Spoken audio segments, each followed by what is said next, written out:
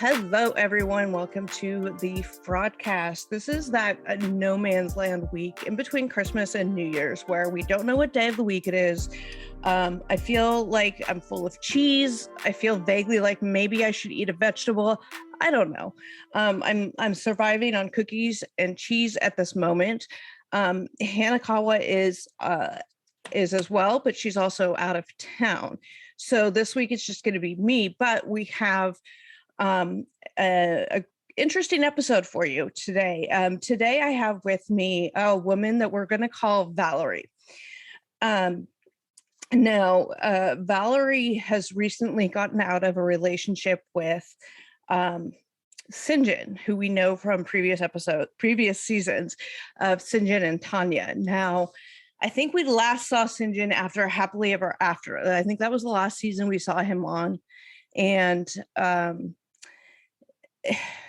you may recall from the tell-all, there was some friction between Tania and Syngin specifically regarding his relationship with alcohol, where he was asked if he would give up alcohol for his marriage. And everybody else on the stage was like, yeah, of course I would.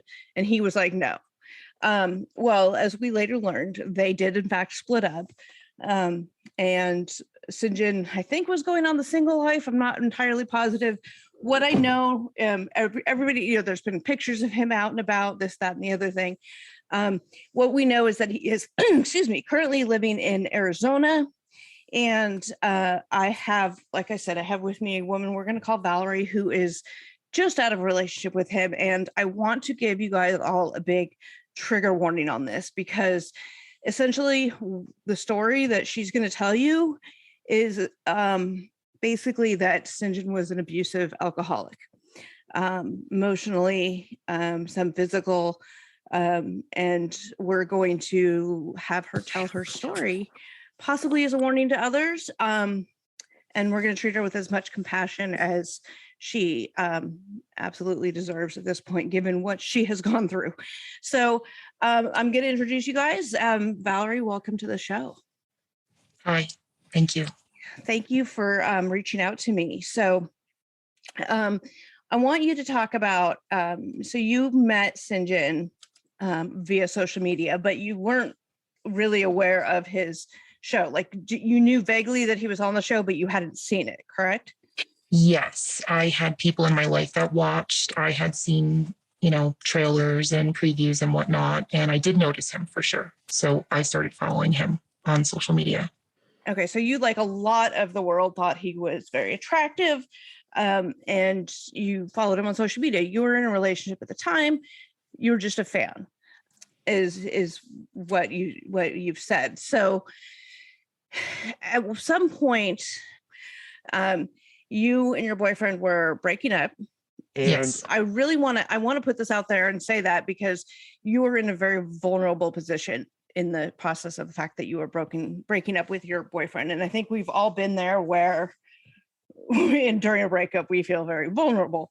So this is the state that you're in when he then reaches out to you at this point. Correct. Right. So why don't you tell me what happened there, how he reached out to you?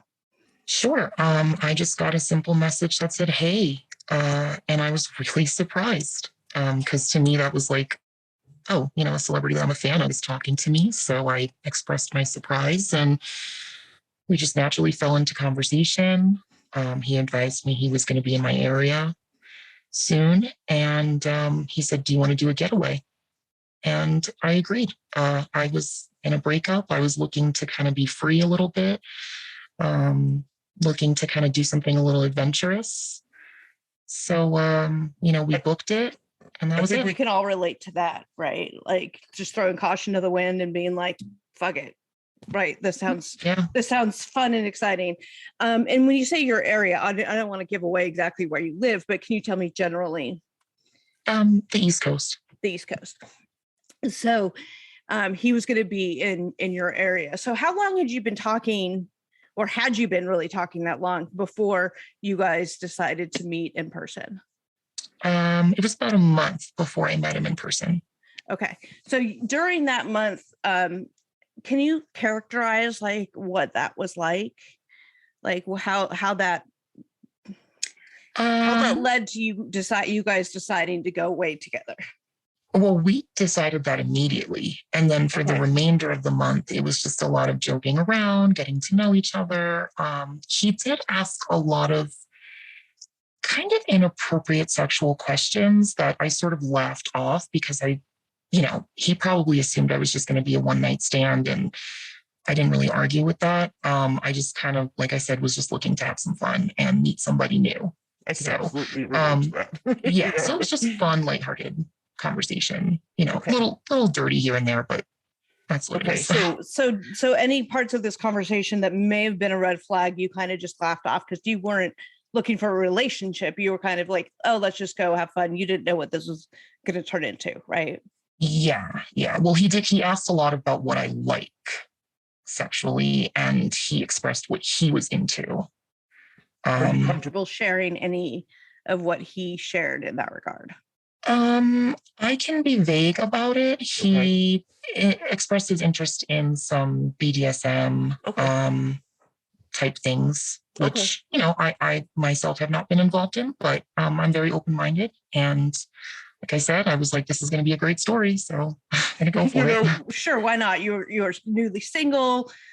Why not have some fun? Yeah. I can absolutely relate to that. Very, very much so. So he came in, you picked him up and you guys drove up to like a cabin. Where is it what is it that you guys did? It was like a cabin in the mountains. We hung out, we talked, we cooked together. We had a great time. I mean, from the second he got in my car, we really hit it off. He was like looking at me. He was like, my gosh, I thought you were going to be a catfish. You're so beautiful. I'm so happy. And, and I told him up front, I said, listen, I don't know anything about you. I don't watch the show. Like, I just have seen things here and there. So I want to let you know, like, I don't know what you think I know. Looking back, I probably shouldn't have, told him that because it kind of gave him the freedom to tell me whatever he wanted. But at the time, you had no reason to sort of doubt necessarily like what he was saying. From all what you've told me, he comes across as very charismatic, very engaging, very into you, wanting to know about you and who you were. And I will say this for the audience, you are very beautiful. You are very beautiful. Thank you. I know you said you're not like an Instagram model or anything like that, that looking to hook up with a celebrity. That's not how this came about, but you are very beautiful. So he's not wrong on that. Thank you. So, so you guys spent a week in the mountains?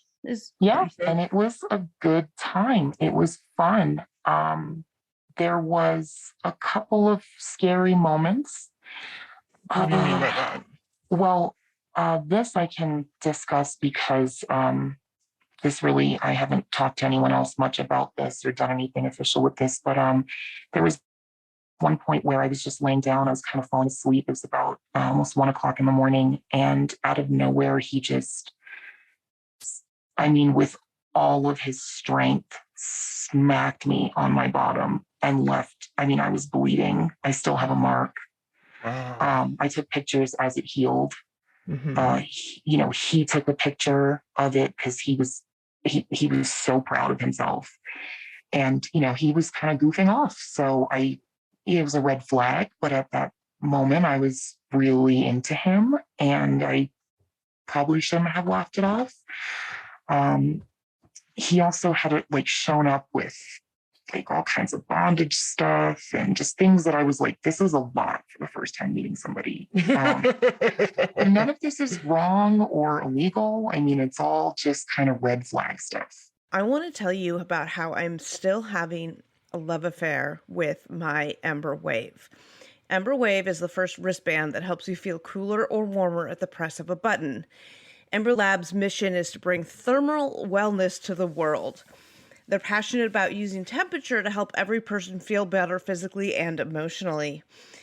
The concept of thermal wellness is a new way of thinking about temperatures, seeing temperature as a solution to a better you instead of a problem you simply have to live with.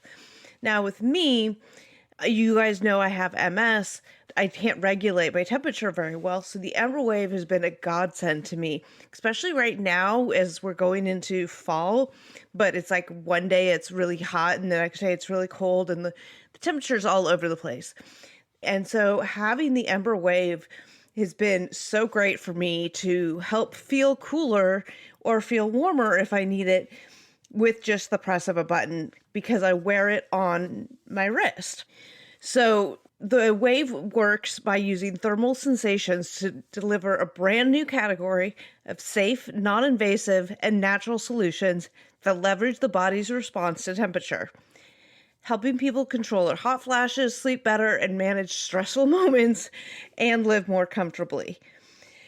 You can try the Ember Wave risk-free for 30 days.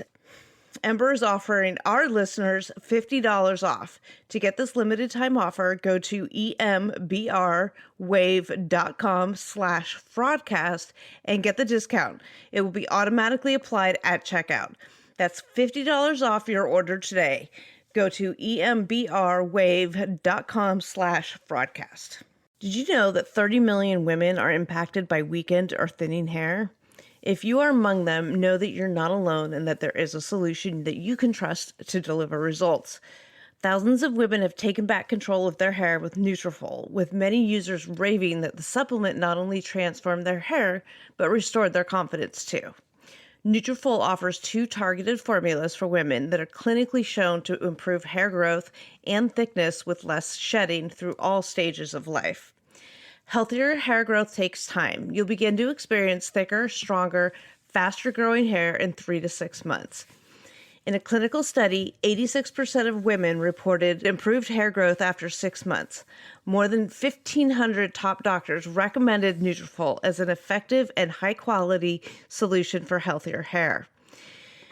Nutrafol is physician formulated to be 100% drug-free. They use medical-grade botanicals in consistently effective dosages so that you get the most reliable results.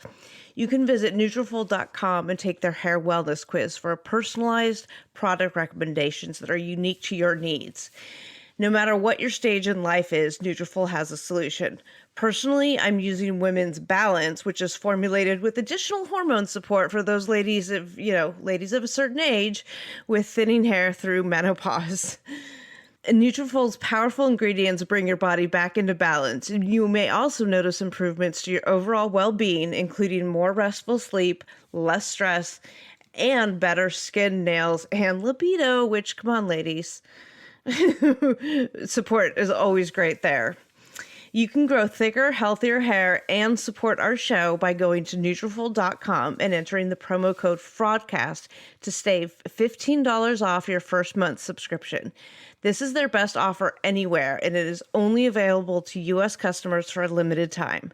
Plus, free shipping on every order. Get $15 off at Nutrafol.com, spelled Nutrafol.com, promo code FRAUDCAST. What Valerie is, telling us and what she is going to continue to tell us, to the extent there are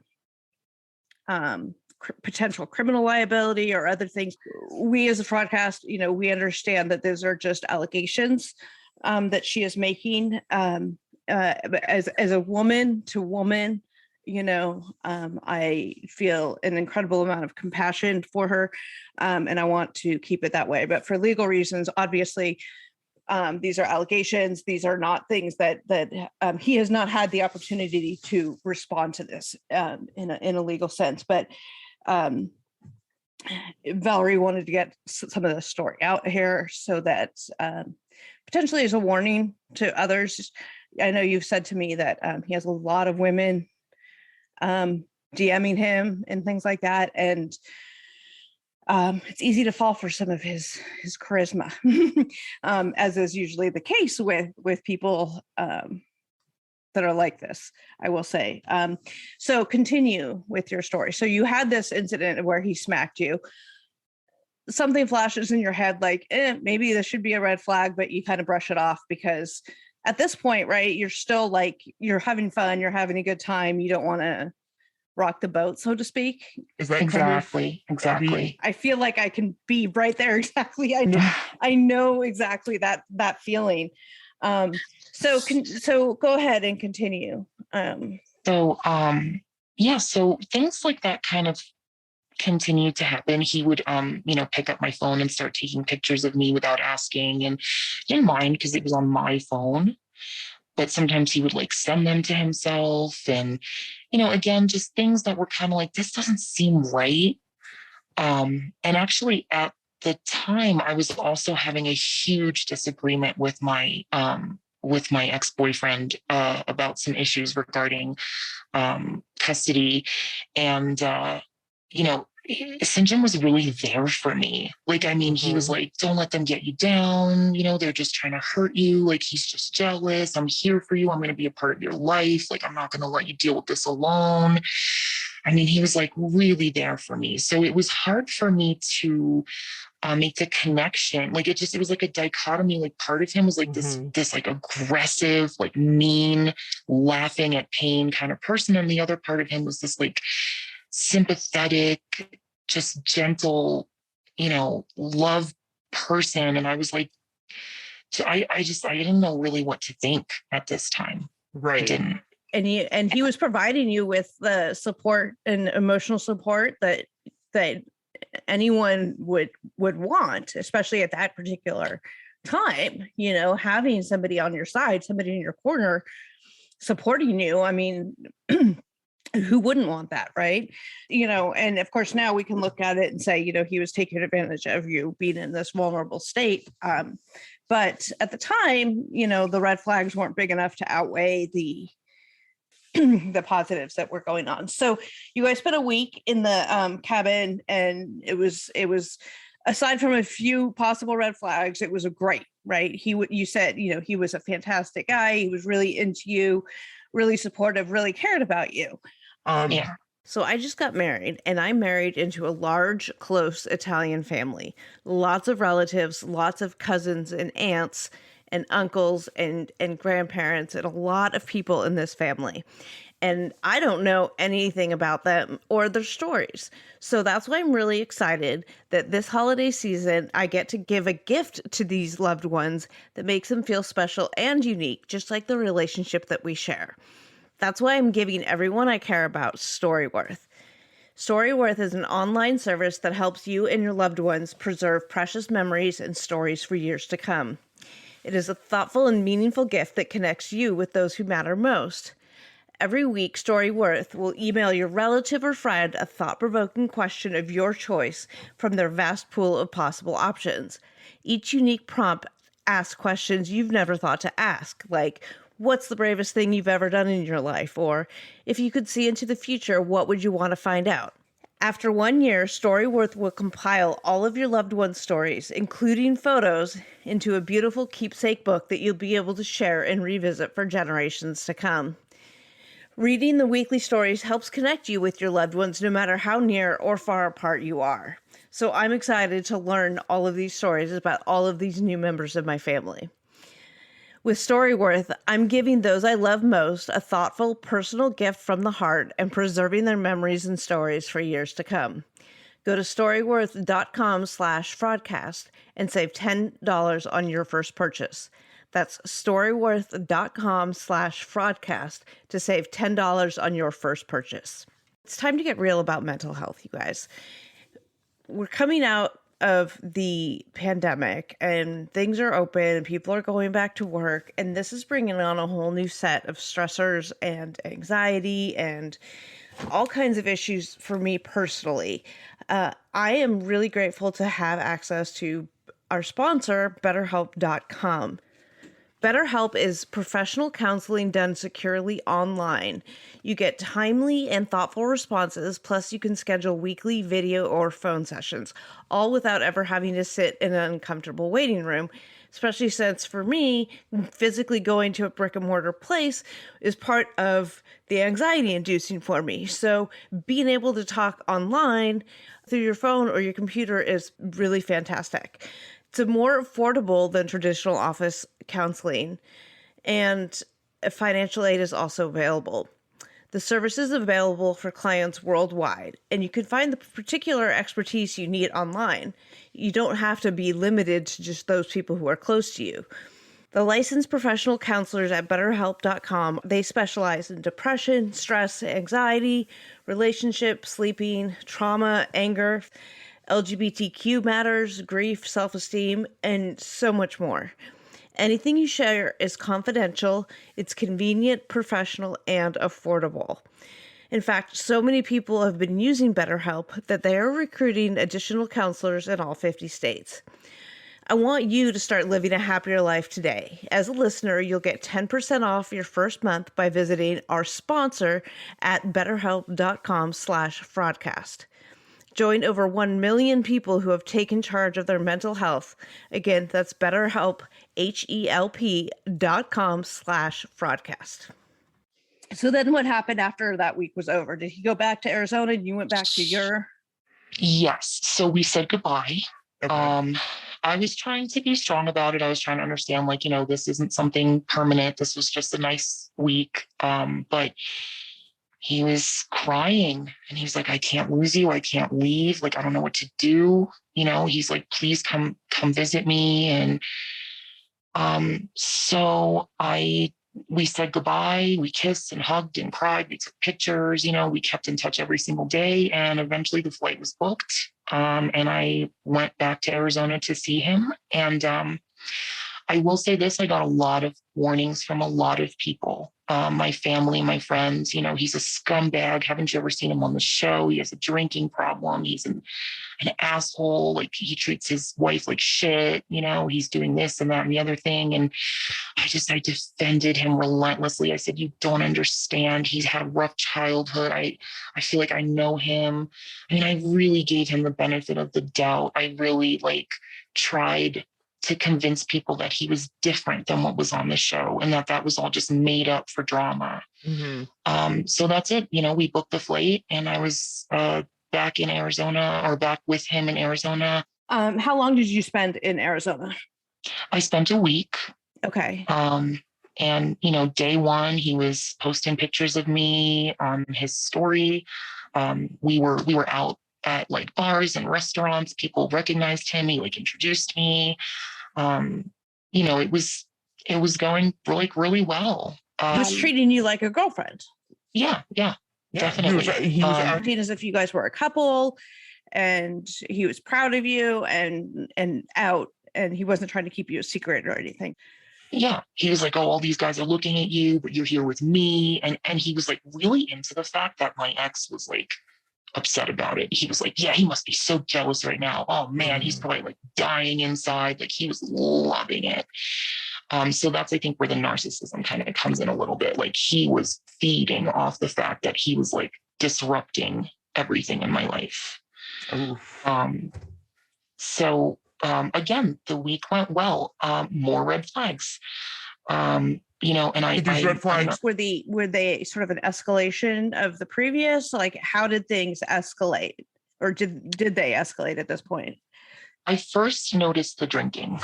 And I'm not here to throw anybody under the bus. I'm just telling the facts of what I experienced. He wakes up, he pours himself a drink, and he basically sits there and watches TV. I know this because I was working from home at the time. So I was working for most of the day because I couldn't actually take the week off, but I'm remote, so that helped. But he really didn't do anything except for drink and smoke weed. And I kind of asked about that. So what's your plan? What are you doing? And he's like, oh, we're going to start filming. We're going to start filming. We're going to start filming.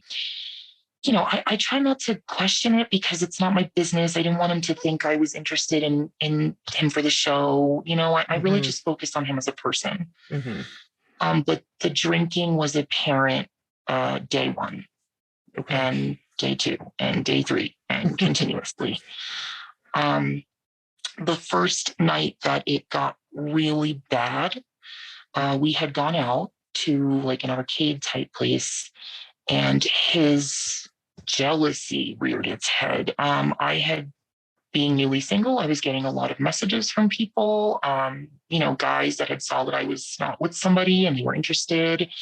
And I'm always very nice about it, but he did not like that.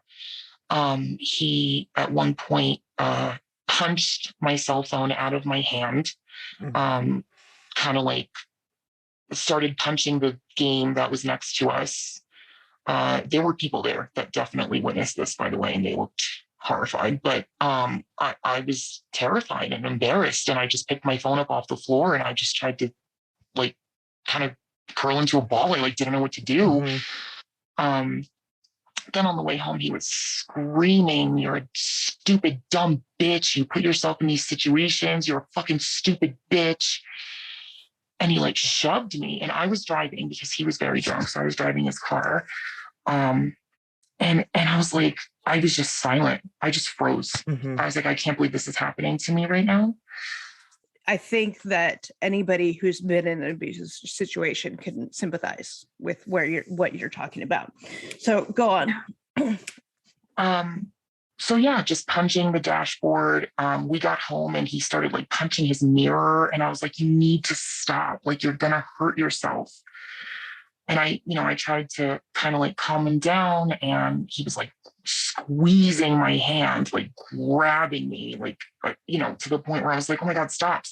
Like, I'm sorry, And then when I attempted to just hide in the room or hide in the bathroom, he would come looking for me. I'm so sorry. I was beat up as a kid, and I got beat up by grown men, and everybody here is like all about calling the police, and we didn't do that. And then he went on like this tirade about how he's injured people before and he's never backed down from a fight and he'll fuck with anybody. And at this point, I was like, he's definitely in top. Like, he has to be like the most drunk I've ever seen him. And this was like 3 nights in. I was just floored. I was like, maybe I should leave, And I said to him, I said, listen, if I'm upsetting you, like, I'll go. But and this was all rage continued from that started with the jealousy. Yes, out, and it never really subsided. It's like as it kept progressing, it went like in and out of like crying and like begging for forgiveness to like angry again.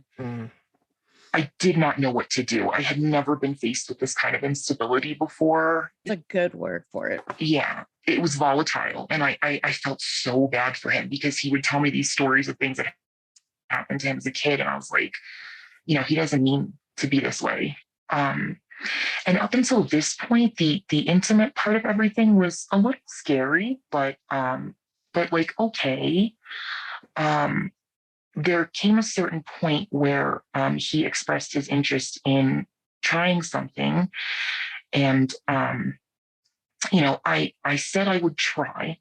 I did agree. But there got a certain point where I was like, you need to stop. You have to stop. Like, this cannot continue. I don't like this. And that did not happen. There was no stopping. It was, you're going to be quiet and you're going to deal with it, basically. And I, I was crying a little bit. I was like,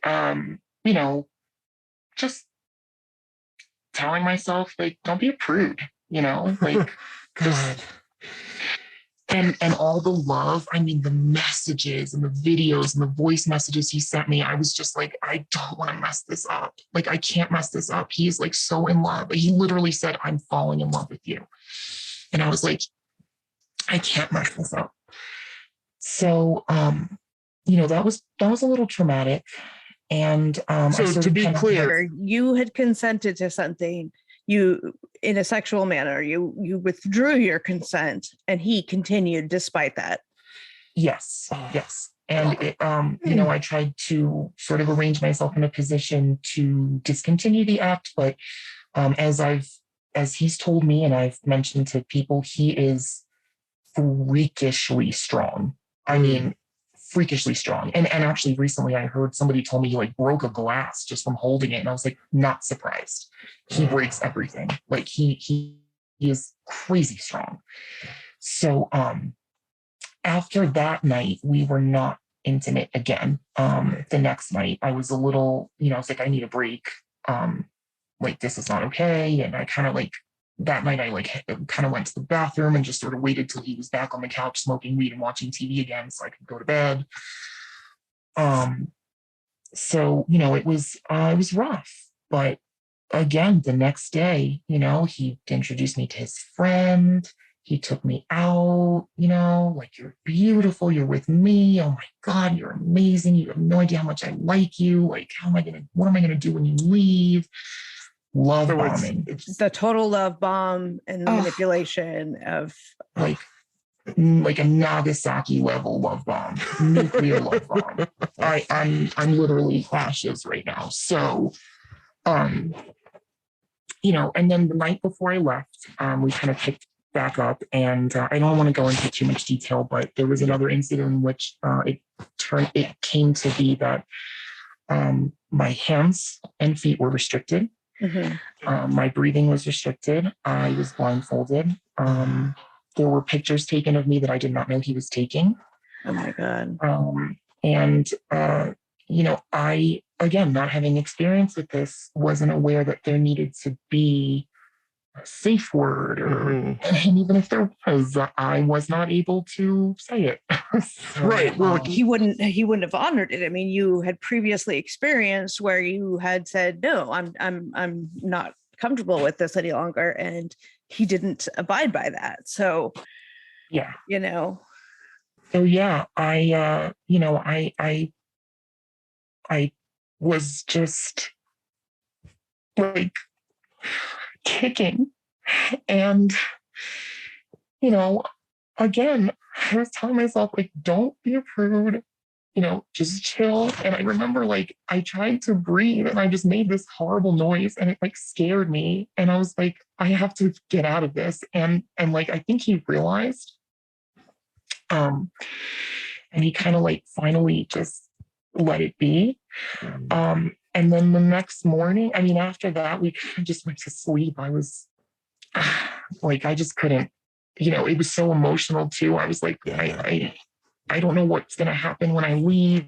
And so the next morning he just drove me to the airport, and that was that. And then after that, he, basically expressed like, I can't make a commitment. It's long distance. And I said, okay, that's fine. I understand, like just be safe with what you do.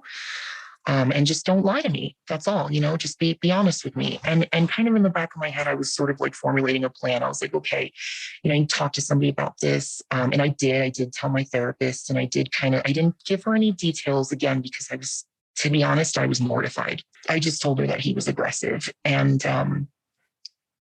yeah, I was just kind of trying to process it. I sort of told my friends a little bit. I texted one friend that night and was like, he's calling me names, like, and there were other incidents. Like, I mean, there was one time where I literally like passed out on him from choking, and like smacked me in the face. I mean, it was just stuff that was way overboard that I should not have been okay with at all.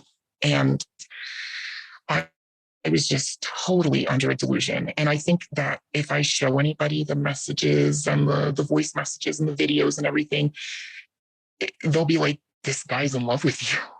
You were getting the simultaneous, like, the messages, what he would say, to draw you into his little world about, how amazing you are and this and that, how in love with you he was, but then his actions were these aggressive, things that I mean, I'm kind of at a loss for words, because it's so raw and so emotional what you have gone through. And nobody should have to go through any of that, but anybody who has or is still going through that, I'll absolutely relate to that feeling that you're talking about. You felt ashamed and you felt mortified that, like, somehow I allowed this to happen, right?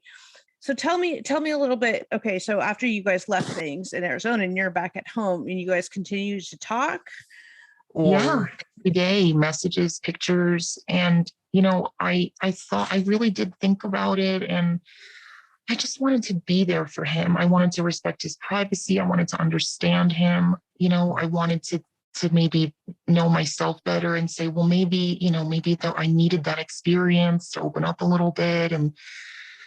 But we talked all the time, and, the same promises, like, I'm in love with you. I like you so much. Like, I can't wait to see you again. But, and I really did care about him, like, to the point where I sent him gifts. I tried to make him see that, like, I was there for him. And it just backfired because things got a little weird, and he got very shady about things, about what he was doing and where he was. And I kind of tried to confront him. I was like, listen, you don't have to lie to me. Like, you really, like, you've done enough, like, I made myself extremely vulnerable to you. Like, you hurt me, and I feel like you're, like, disposing of me. And I just like, it hurts, I want to talk about it. And it got to a point where he literally said in black and white, like, you're just jealous. Fuck off back to your boring life. I don't need your shit. I don't have time for you. And that's when I approached him and I said, like, listen, you like hurt me. Do you understand that? Mm-hmm. Like, you need to acknowledge this. Like, this is not okay. Like, and I accepted it. But now you're just treating me like nothing. And I can see now that what you did was, like, it was wrong, and I don't deserve it because I tried to be there for you. And he was just like, you're just small-minded, and, just blocked me across the board. And I tried to tell him, I tried to say, I'm so sorry. I was there for you. And, just remember, next time you meet a woman, don't do this to her because you really, like, messed me up. Right. And after that, I feel terrible because, I have people who cared about me and warned me, and I ignored them. Mm-hmm. And I don't know if I'm at fault. I don't know if I've ground to stand on. I just don't know what I did other than be really vulnerable and really kind. I didn't like him for any reason other than I just cared for him. And sorry, it's really hard. It's okay. Because I don't know why this happened to me. And there's women out there that are throwing themselves at him. I mean, he showed me. There's women that send him, like, nude pictures and beg him for sex and stuff. And I'm like, I want to tell them, like, stop. Because he's like an animal. And it's just an ugly, ugly situation. Mm-hmm. I wish he would just own up to it and be like, I'm sorry, I disrespected you, I violated you, I hurt you, Right. I do think, I mean, I'm no therapist, so I don't want to even start down that road. You said you talked to your therapist, you are in therapy, that's fantastic. But I want to assure you that this is not your fault. You were falling for what, we see, or, can be classified somewhere maybe along the narcissism spectrum. I know that's a word that gets thrown out a lot and it sort of loses its meaning. None of us can diagnose him necessarily, but he exhibited a lot of behaviors of narcissistic personality disorder, but also just as an abusive alcoholic asshole, right? Like everything aside, he's just not a nice person. He's spiraling. He has an alcohol problem. He needs help. He needs somebody that can, like, pull him out of this hole. And you wanted to be that person. I would have loved to be that person because I know that inside of him, like, he's funny and he's good. He just has problems and he did something bad and he needs to own up to it. Mm-hmm. And have him held accountable for his actions and behaviors. And I just want to, he's just, I don't know. I'm sorry. I just don't know what to say anymore. Like the lies came out, everything kind of just became clear. And I don't think he cared. I think he just doesn't care. Thinks he's entitled to whatever he wants, and he took it, and it's my problem.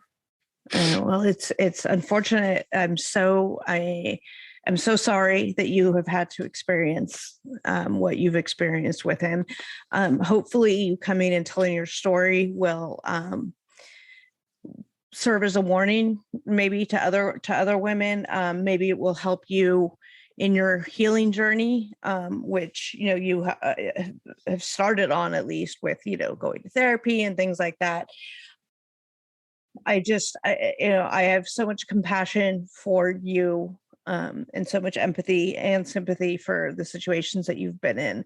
If there is anything that I can do, or us at the Fraudcast can do, we more than happy to do it. I will be linking in the show notes domestic violence awareness, type of domestic violence helplines, things like that, some resources.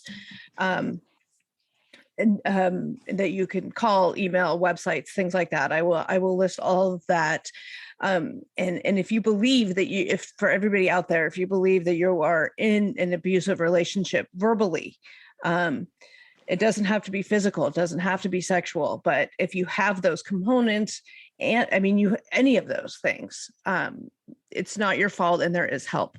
And I think it's great that you are no longer, you recognize this, you didn't spend any more time in this, but you have, and you have begun your healing journey. I had planned to go back, and I came to my senses. I canceled the trip, and I said, I can't do this to myself.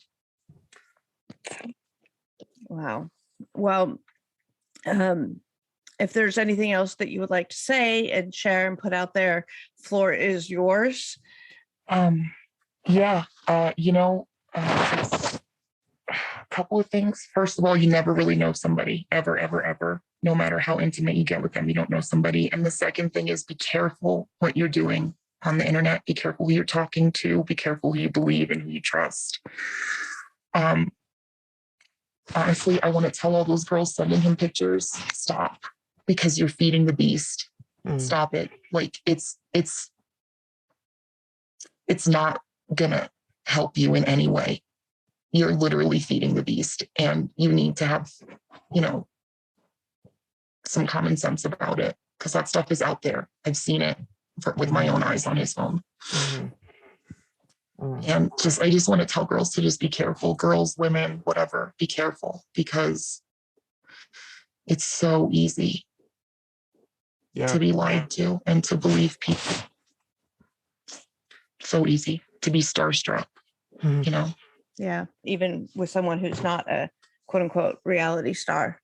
I think the what you're saying is good for anybody online who and with that, I want to thank Valerie for joining us, sharing your story, being vulnerable. I want to thank you for trusting us to give you this platform and to share what you have been through, and hopefully somebody else can learn from it. And I wish you so much love and light on your healing journey.